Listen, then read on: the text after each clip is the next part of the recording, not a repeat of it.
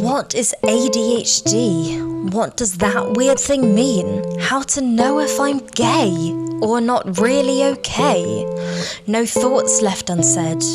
We'll talk here instead. So come have a chat with Charlie. Hello and welcome to another episode of Chatting with Charlie. At the time of recording, it's Christmas Eve. I'm snuggled underneath my Christmas tree, I'm wrapped in a warm blanket, I've watched pretty much every rom-com that there is, at least all the Christmassy ones, and I'm feeling warm and fuzzy. It's not quite true. I'm actually sitting on the floor waiting for my pasta to finish cooking, and I'm not wrapped in a warm blanket because it's actually quite mild. I have watched quite a few Christmas rom-coms though. And they all have one thing in common. Well, obviously, they are romantic comedies, so they all have a very sort of similar story. The romantic tropes are all quite similar, and we see this when we think of all cultural celebrations, that love and relationships always play a really big part, at least in the media that I grew up consuming. And that is actually what I would like to talk to you about today. I'm going to talk about love, and I will start with sort of a very brief scientific explanation, because that's who I am. And then I would just like to generally sort of talk about the role that love, specifically romantic love, does have in our society, the role of marriage, but also what we expect from love, and also the way it's portrayed, and in my opinion, some of the standards that we're held to that are pretty much impossible to obtain and to have. Now, maybe a short disclaimer at the beginning. When I talk about marriage, when I talk about media, as most of you probably know, and I think I did mention it last time, but I am British and I have grown up in Austria, so I've been surrounded by typical Hollywood media, and also the sort of traditional marriages that I am referring to are mostly Christian marriages, and then obviously the state and political marriages. But I can't really talk much about arranged marriages or other cultures. I have done a bit of reading about it, but I just don't feel comfortable because I don't feel like that is really my space, my place to go and analyze that. So maybe I suppose most of my followers, these things probably will resonate with them, and you guys will be familiar with most of these concepts, but just I'm aware that it's very different in other cultures. But as I've never lived there, haven't grown up there, I just don't feel like it's my place to comment on or judge. Okay, now we've gotten through that tough intro, let's talk about it. What is love? Baby, don't hurt me, no more. We're all thinking it, there you go, I just got it out of the way. So, in very basic terms, us as humans, actually every living thing on this world has, biologically speaking, one goal, and that is to pass their genes on to the next generation. This isn't very romantic. If we talk about the meaning of life, people aren't very happy if I say, the meaning of life is to procreate. But in very hard, cold, dry scientific terms, passing our genes on from one generation to the next is what we want to do. And there are many mechanisms how this happens. I mean, very generally spoken, either we can become clones of ourselves, or we can mate with another individual and then produce offspring. But within the animal kingdom, for example, the mating processes and the societal, or the hierarchies, the structures, they're all very, very different. But in humans, we developed something quite neat, which is love and being in love. So the strategy that humans have developed is when they produce offspring, they produce few offspring. So humans don't have very many children compared to lots of other animals. And also humans are dependent on their parents for an incredibly long time.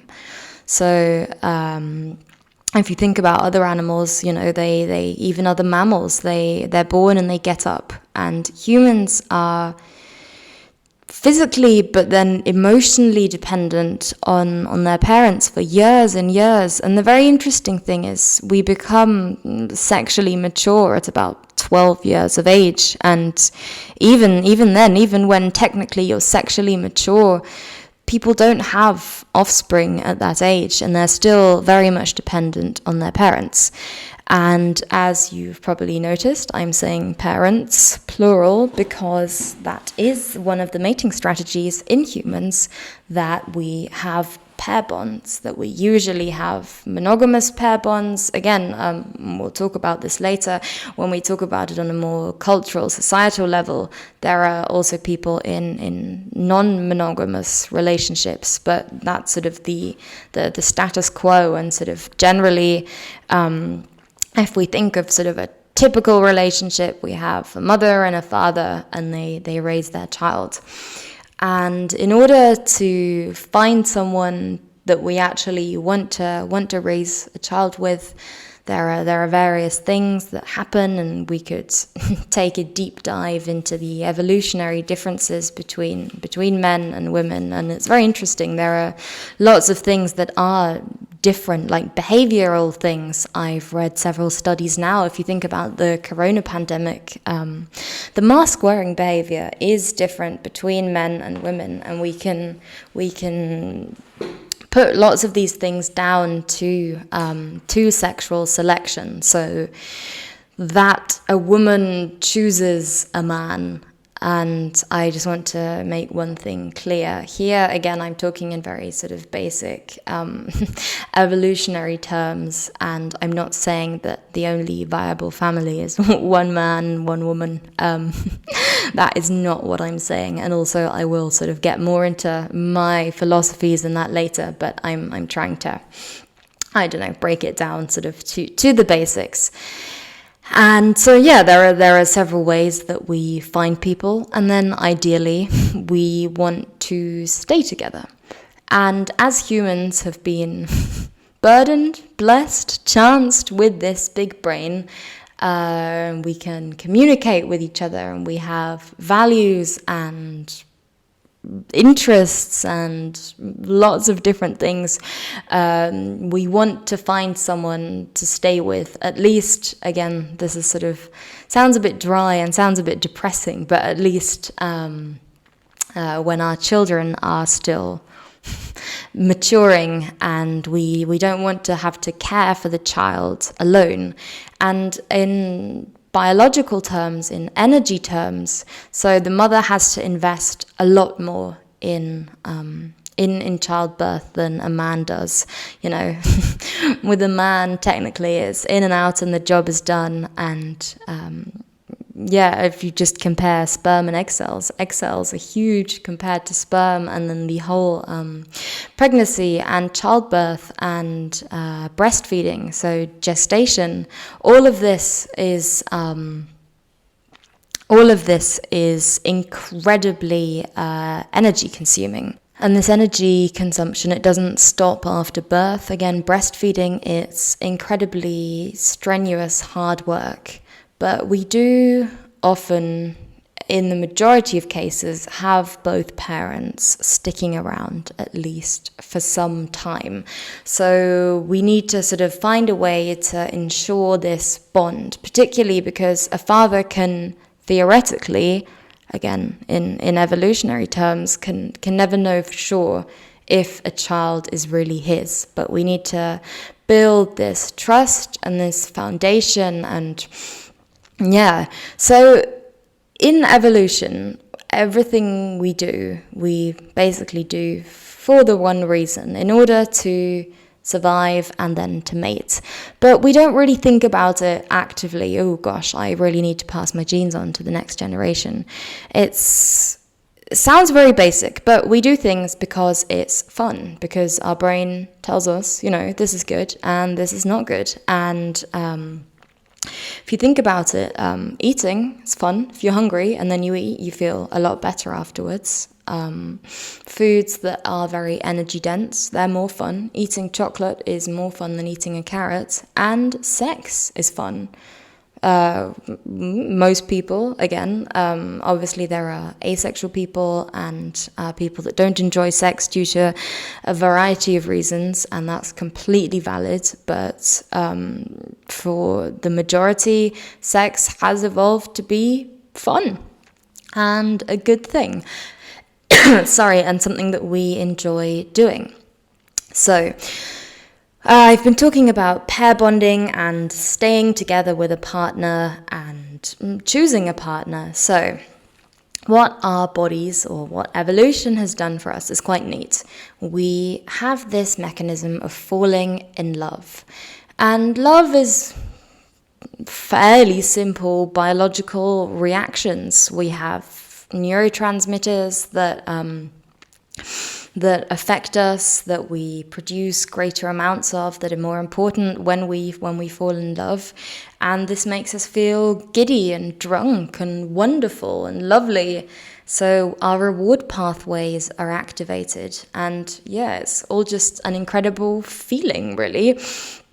So in scientific terms, or in more sort of popular scientific terms, very basic, that is why we love. But love is more than that. I am a biologist, and I like saying, love, it's just biology, it's just biochemistry, it's very simple. But I'm a hopeless romantic. Everyone that's seen my Instagram knows I'm a hopeless romantic. I love love. I love when other people love each other. I'm obsessed with weddings. I love rom-coms. It's wonderful.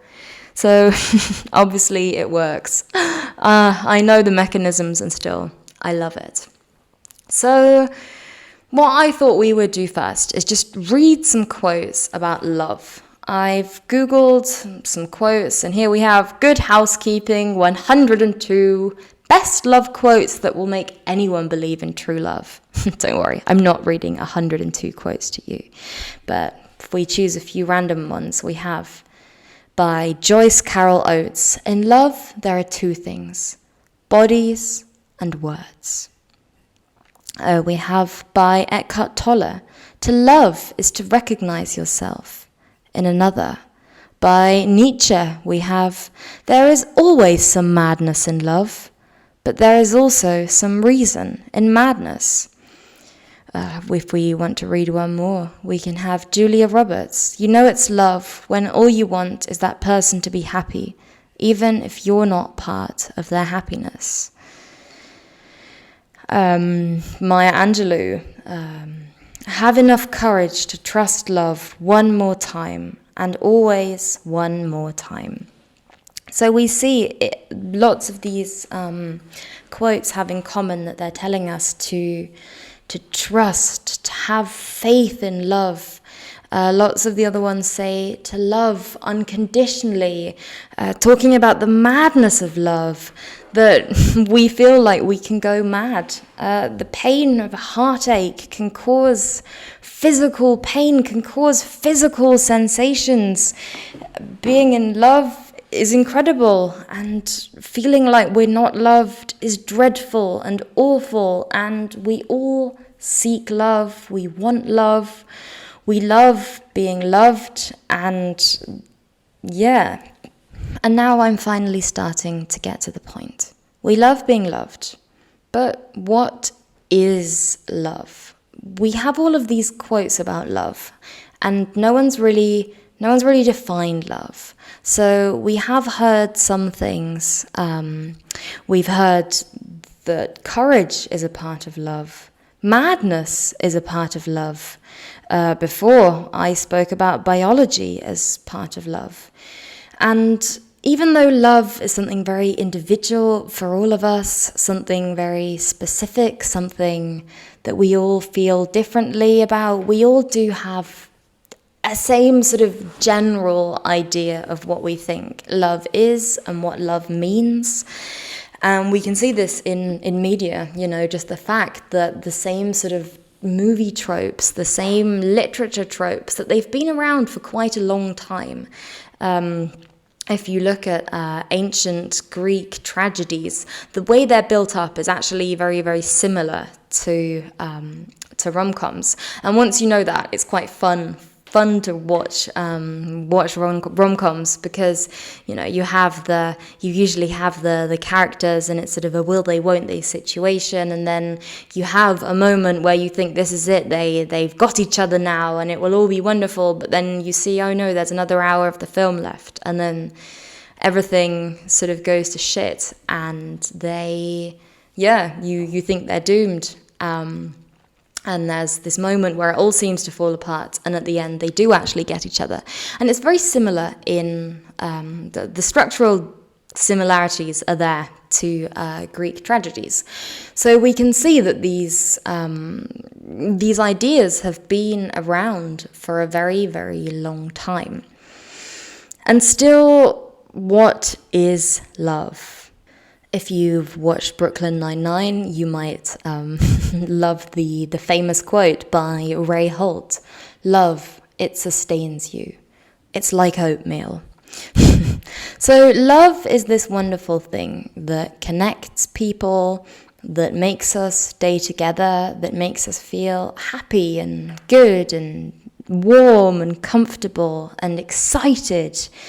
And for me, this is where some of the problems start. We have all of these expectations, what love is supposed to be. And in films and in books, it's often exaggerated. It's exaggerated in a way that it's just no longer realistic in both directions. There are some very toxic traits that we love seeing in films, that we love reading about. And also, love is seen as the solution. And this is such a deep-held belief that it goes further than media. And that's where it sort of becomes dangerous even, in my opinion. So having a relationship is wonderful. Don't get me wrong. Being in a healthy relationship is incredible. But I feel like we're made to believe that we're only valuable if we are in a relationship, in a romantic relationship. And I've actually had a therapist tell me, well, what are you complaining about? You are in a relationship and that should cure everything. And I was actually told, this was a month into dating, well, why don't you move together if you sleep better when she's here? And that's what I grew up expecting. I thought I would fall in love and then everything would be wonderful. Everything would be great. And that's how we're made to believe. That's how we're made to feel, isn't it? That's what we're made to believe. The boy gets the girl and they dance into the sunset, and that's the happy end. But what comes after the happy end? After all the things that we know, after the tropes are over? Sometimes we'll see a wedding, which will sort of be the most important part of any love, and that shows how committed you are and how much you truly love someone. But then, if we look at the history of marriage, what does marriage really have to say? So many people I know now say they don't want to get married. Marriage is something very patriarchal, outdated, something they don't want. I did a bit of research. I've looked into the history of marriage, and so the available evidence suggests that it's about 4,350 years old, and the goal was just to link two two families, really. So that there were more stable agreements. This was more of an economic thing, more of a political thing than it was love. The first recorded evidence of actual marriage ceremonies date back to 2350 BC in Mesopotamia. And then over the next several hundred years, marriage evolved into a widespread institution that was embraced by the ancient Hebrews, Greeks, and Romans. But yeah, as I said, it was something political. It didn't really have anything to do with love or with religion. So, as I said before, a man can't really know if a child is actually his. And as you want to pass your genes to the next generation, it's not great if you are investing and spending all of your time and energy and resources on a child that isn't even yours. So here we could sort of guarantee that a man's child is truly his. And then through this marriage, a woman became a man's property, which isn't really great, is it? So it's patriarchal, it's problematic, and now it's seen as the most incredible thing and the most important part of being in love. And actually, the father would hand over his daughter with these words: "I pledge my daughter for the purpose of producing legitimate offspring." And then if we look at marriage, how it evolved, when the Roman Catholic Church became a powerful institution in Europe, the blessing of a priest was necessary to get legally married. And so church marriage was later the only viable option. And with church come church values. We have marriages between one man and one woman, and the aim is to get children. And I'm sure some of these couples did and do love each other and can develop feelings for each other, and it can be okay. But this isn't really the romantic picture of love that we have now. Obviously, love, or actually marriage, and the ideas of marriage have changed and are constantly developing. Now, marriage is about unity of these two people, of their families. We've started to introduce same-sex marriage, which is now seen as something legal. You no longer have to get married by a Catholic priest. There are state issued marriages, and we've sort of gone a step further away again from this Catholic, from this religious background of marriage.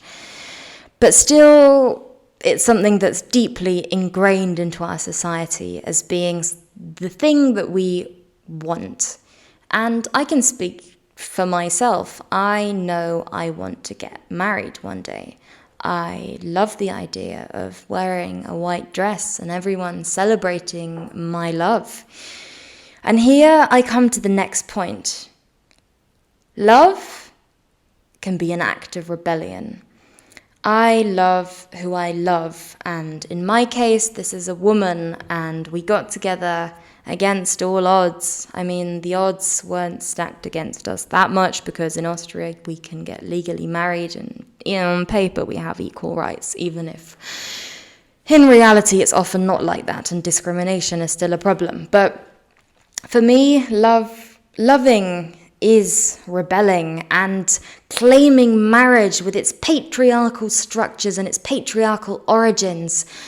For me, as a woman, marrying another woman, that goes against all of this, and it's an act of rebellion in itself and for myself. And also, I love love, and we've seen marriage sort of as the ultimate proof of love, or at least that's how it's portrayed. Obviously, it's not, and you can love someone in many different ways, and love can take many different forms. But we still see, it's not that long ago, even in our circles, that it's common, for men to seek out much younger women and to get them with economic prowess and, maybe with education, maybe with intelligence, but often a factor in it is money. So status is still an important thing in marriages. And you may think I keep getting away from what the topic is, and the topic is what is love. But all of these things that we see, they are part of what we think about when thinking about love. And if I get back to the Hollywood tropes, the ones that I was talking about before, so a trope that many of us love is enemies to lovers, which on screen is often something very nice to see, but actually can be incredibly toxic. If you're real enemies, and then it's sort of mostly based on a physical attraction, often this won't be love. And this is another problem, that because love is valued so incredibly highly, things are often mistaken for love that aren't. Or we're expected to put up with things because we're in love, or worse, because we're married, so we've proven this is love and we have to stay together. And so many people have been in toxic relationships and have maybe acted toxically themselves because we have these expectations what love is supposed to be, and usually they're not fulfilled because in media it feels like the other person can read our mind, they'll do some grand romantic gesture and we'll be happy. But the thing is, love needs communication. Love takes work. Love takes work because we need to find out, what does the other person want? What does the other person need? We do have to make compromises. And all of these things are okay and they're wonderful because that's how relationships work. But then again, because of all of these things we're subjected to, I personally feel like we hear these things, we hear, oh, you have to make sacrifices. And some people sacrifice everything and get nothing in return because they think this is what they have to do in order to be loved. And the truth is, because we want to be loved and because we're made to feel that love is the most important thing in the whole world, we'll do lots of things and let lots of things be done to us that we really don't like because what we think we're receiving is love. And when I say we have to make compromises, they should be things that both people can do and are happy with and feel comfortable and okay with. Because here again, I feel like sometimes these things are blown out of proportions, that compromises become incredible sacrifices, and this is often just from one party, and this is often just what one person wants. But the thing is, love should make you happy. It shouldn't make you miserable. We often read quotes like, oh, loving is the hardest thing I've ever done, and we fight all the time, and most of the days I just want to punch you and I hate you, but then in the end it's worth it because I love you. And we hear these things so often that they become really normalized. But actually, I think that's really, really toxic. Because if you're miserable most of the time, then it's just not worth it. Maybe, yes, biologically, you probably are in love. You have a physical attraction and you have heightened neurotransmitters or whatever. But that's not love, in my opinion. You should feel comfortable. You should be able to talk to your partner. You should be happy and genuinely want to spend time with them. And I'm not saying that, if you love someone and you're in a healthy relationship, that you'll never fight or that you'll never be annoyed by the other person. But if all of these negative things are sort of what's happening the entire time, and really the good moments are just a few and very intense, then it's not fulfilling and it's not satisfying. And I don't think that is what makes us genuinely happy. But again, it's sort of what we're told, what we're taught, what we need to want. We need to want this, and it's better to be in a relationship, even if it's a bad one, than not be in a relationship at all. I'm going to try and wrap it up here now, because I still have to wrap up some Christmas presents. Oh dear. Love is when you find someone who is absolutely not funny, hilarious.